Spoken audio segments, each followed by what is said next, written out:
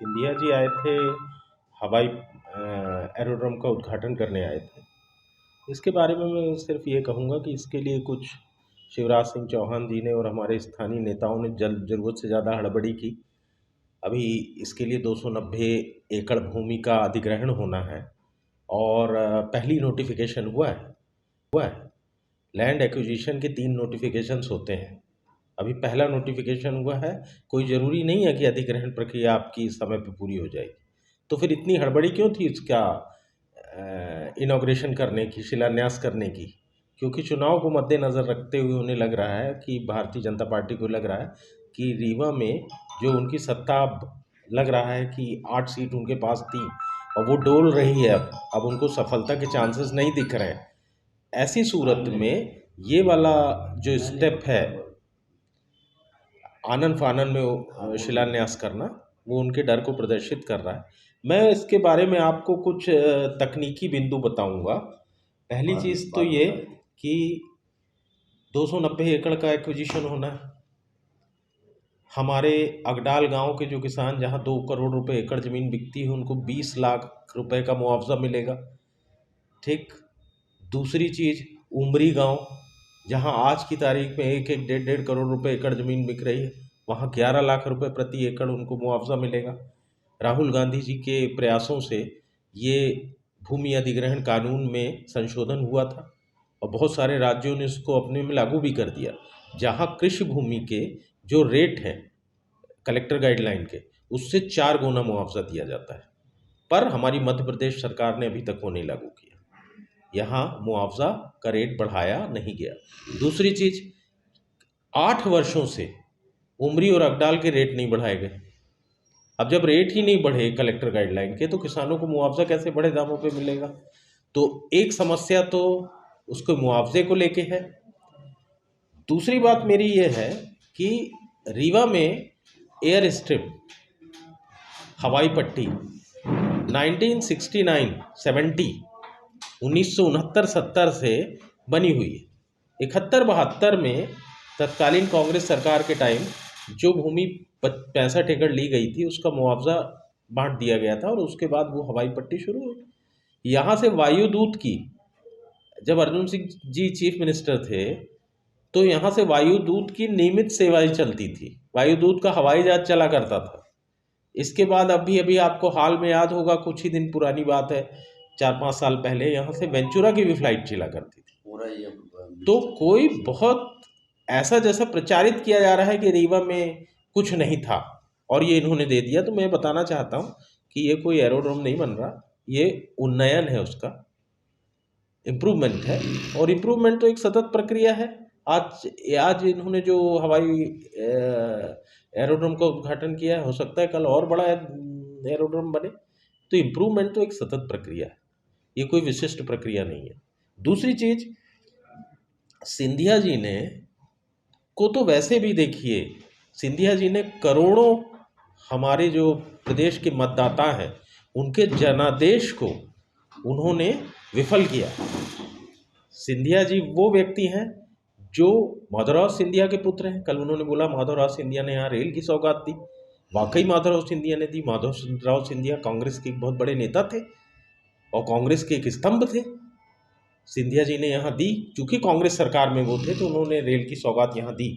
पर हमारे ज्योतिरादित्य सिंधिया साहब को ने तो यहाँ मध्य प्रदेश की जनता को छला है। वो जनता जिसने कमलनाथ जी की सरकार को निर्वाचित किया, चुना, उसके जनादेश को इन्होंने ले जाके बेच दिया। उस जनादेश को इन्होंने अपनी निजी महत्वाकांक्षा और स्वार्थ के कारण इन्होंने वो जनादेश का अपमान किया है। इसका सबूत ये बात का है कि हमारे मध्य प्रदेश के मुख्यमंत्री शिवराज सिंह चौहान के कई वर्षों से यहाँ मुख्यमंत्री हैं और हमने उनको देखा है कि उनको देख के तालियां बजने लगती थी, गड़गड़ाहट होने लगती थी। शिवराज सिंह चौहान की बड़ी लोकप्रियता थी।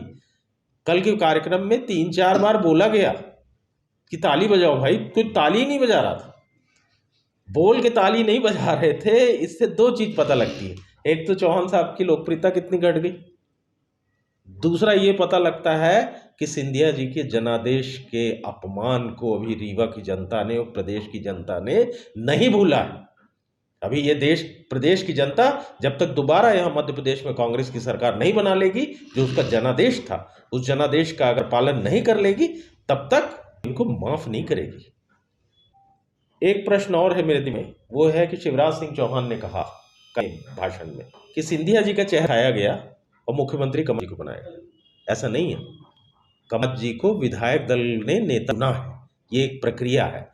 शिवराज सिंह चौहान को उमा के चेहरे मुख्यमंत्री बनाया में उमा भारती और उमा भारती का चेहरा सामने रखकर बाद में उमा भारती को हटाया गया और शिवराज सिंह चौहान को मुख्यमंत्री बनाया गया। तो कांग्रेस ऐसा कभी नहीं करती। कांग्रेस लोकतांत्रिक पार्टी है, वो मुख्यमंत्री थोपती नहीं। मुख्यमंत्री का चयन हमारे यहाँ के जो विधायक दल होता है उसमें बहुमत से किया जाता है।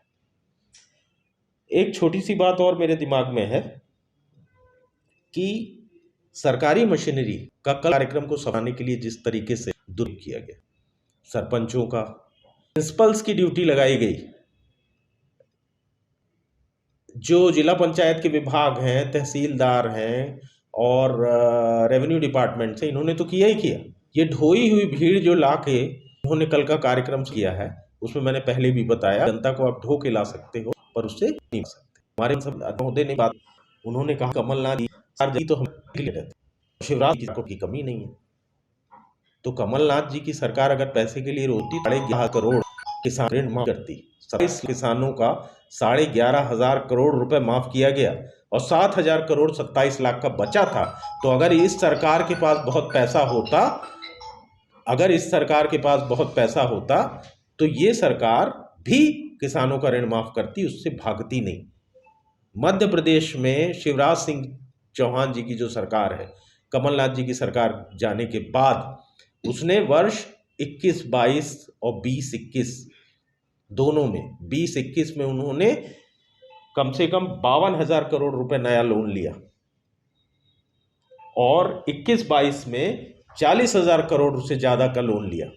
आज मध्य प्रदेश सरकार में कुल 3,29,000 करोड़ रुपए का लोन है, प्रति व्यक्ति 45,000 का।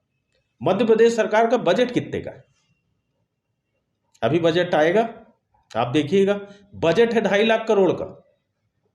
कुल बजट आप 2.5 लाख करोड़ का लाते हो और लोन आप पे कितना है? 3.25 लाख करोड़।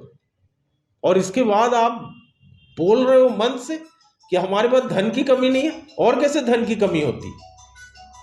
आपके बजट से ज्यादा लोन है आप पे, तो ये धन की कमी नहीं है।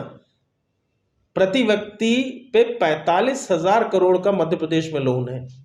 एक तरफ आप कहते हो कि मध्य प्रदेश में प्रति व्यक्ति आय 1,37,000 करोड़ हो गई, तो अगर 1,37,000 एक व्यक्ति की आय 1,37,000 करोड़ है, ऐसा सरकार बताती, उसमें प्रति व्यक्ति पे 45,000 करोड़ का मध्य प्रदेश में लोन है। एक तरफ आप कहते हो कि मध्य प्रदेश में प्रति व्यक्ति आय 1,37,000 करोड़ हो गई, तो अगर 1,37,000 एक व्यक्ति की आय 1,37,000 करोड़ है, ऐसा सरकार बताती, उसमें मेरा ये कहना है कि एक जो उपलब्धि कल स्टेडियम की दी, स्टेडियम कोई हमारे लिए नई नहीं है। आज हिंदुओं की सबसे अधिक धन संस्था में अगर है तो बोर्ड मान लो, आज इसे बना देना क्रिकेट के लिए कोई उपलब्धि नहीं है। हाँ, 19 में स्टेडियम बना देना एक उपलब्धि थी, वो प्रयास था जो कुंवर अर्जुन सिंह जी जब मध्य प्रदेश के मुख्यमंत्री थे तो रीवा का स्टेडियम बन के तैयार हुआ और उसी स्टेडियम से खेल के हमारे 2 प्लेयर राष्ट्रीय क्रिकेट टीम में शामिल हुए, ईश्वर पांडे और अभी कुलदीप सेन। वहां का टर्फ विकेट बना हुआ है, अच्छा खासा खेल चल रहा था, रणजी ट्रॉफी के मैच हो चुके उसमें मैच में, तो वो एक उपलब्धि थी जो बिना पैसे के कभी कांग्रेस सरकार के समय में वो तैयार हुआ था। ये तो अब क्रिकेट बोर्ड रिच है, स्टेडियम बनाता रहेगा। ये 2 चीज़ मेरे दिमाग में आई तो मुझे लगा आपने पत्रकार भाइयों के साथ बांटी जाए, इसलिए आज अभी सिंगरौली रीवा सिंगरौली रेलवे मार्ग में कई किसानों की भूमि अधिग्रहण की गई। अब वो नौकरी के लिए भटक रहे हैं और सुसाइड करने की धमकी दे रहे हैं, फिर भी उनकी सुनी नहीं जा रही। अभी आप जब एयरपोर्ट की बात कर रहे हैं, यहाँ भी किसानों की भूमि ली जाएगी, तो क्या इसके लिए कांग्रेस उनके साथ खड़ी होगी? जिसके साथ भी अन्याय हो रहा, जो भी शोषित वर्ग है, जिसको भी परेशान किया जाएगा उसके साथ कांग्रेस खड़ी रहेगी। कांग्रेस ने हमेशा न्याय की लड़ाई लड़ी है, कांग्रेस ने हमेशा शोषित वर्ग की लड़ाई लड़ी है, कांग्रेस ने हमेशा गरीब किसान और मजदूर की लड़ाई लड़ी है, और कांग्रेस वो लड़ेगी, अवश्य लड़ेगी।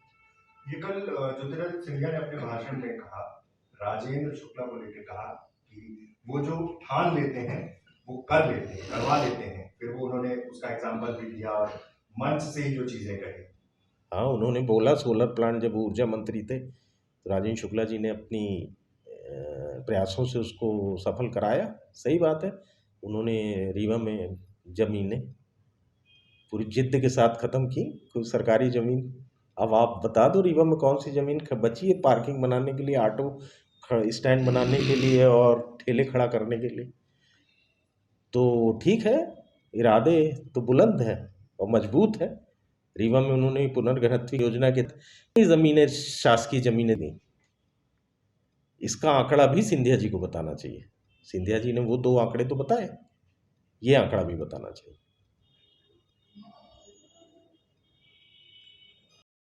बताना चाहिए।